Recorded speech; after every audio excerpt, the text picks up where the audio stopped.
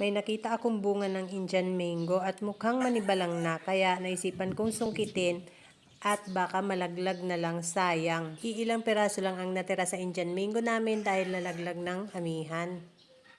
Ayan ang aking nakuha. Aapat lang yata ang bunga. Pero madami siyang bulaklak ngayon.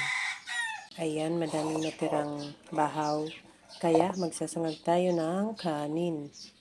Ayan, maglagay muna tayo ng mantika.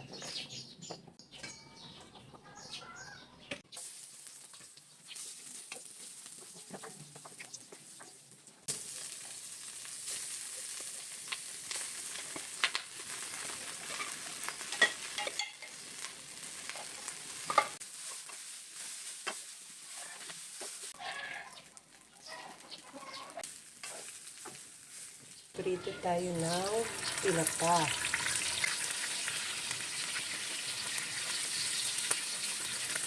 Isabay na rin natin ang talong.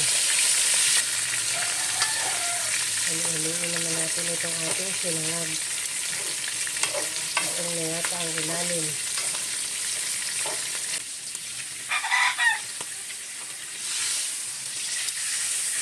Yan, let's eat. Kain tayo guys. Ito yung aking sinungkit na Indian mango.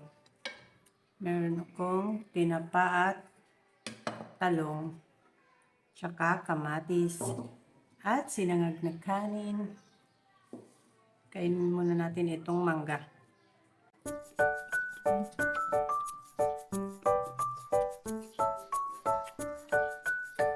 Nahulog ko ito ha. Patis.